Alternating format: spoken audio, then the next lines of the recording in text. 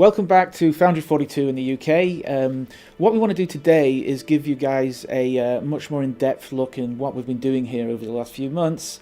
So we're going to talk about the concept phase of a lot of the stuff we're doing and how that's going to work in the game.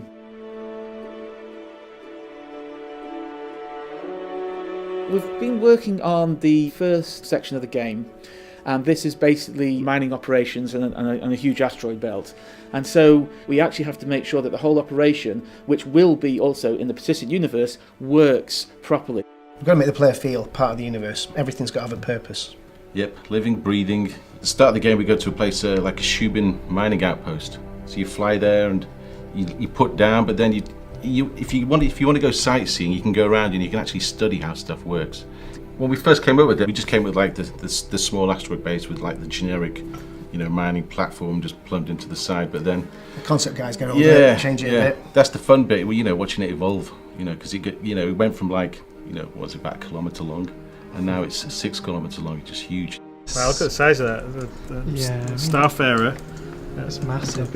It's huge. And there's going to be on foot stuff and first-person combat on the station as well as dogfighting around it, so it'll be pretty cool. Yeah, definitely.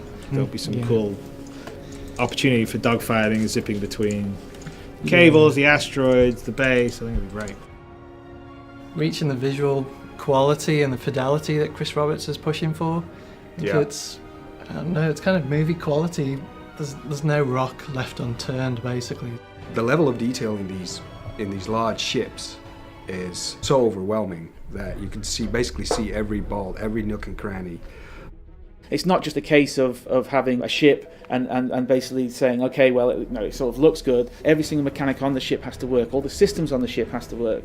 We know how the weapon systems work. We know how the weapons are controlled, how they reload. All these things are really important to the design.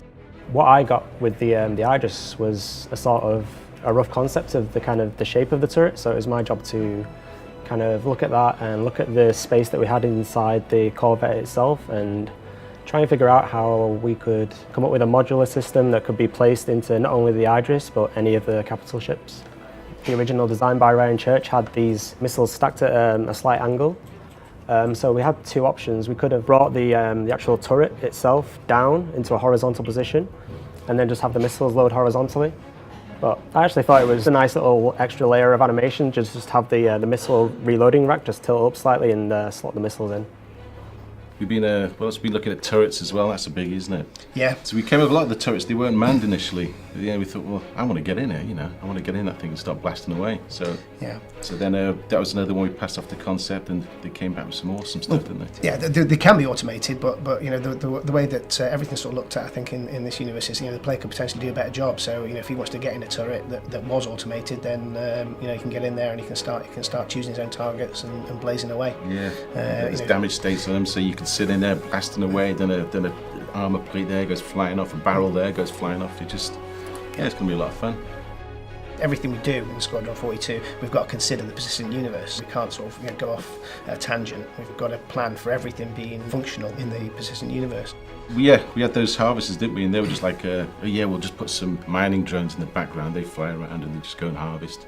But then initially they started off pretty small, like the size of a transit van. But now they're like absolutely huge.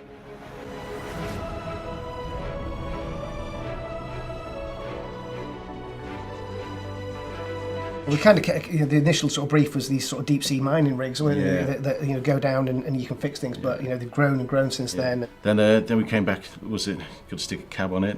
Yeah. So a fully working cab, so you could get into it and fly around. Yeah, potentially in the persistent universe, people could take these rigs and if they had a big enough setup and go out and mine for themselves. So there'd be a cost involved, obviously, because these things are huge.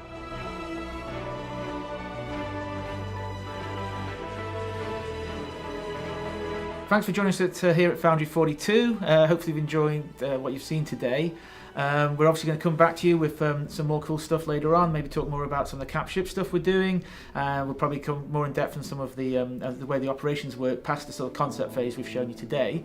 But yeah, we'll be back with you guys, so see you soon.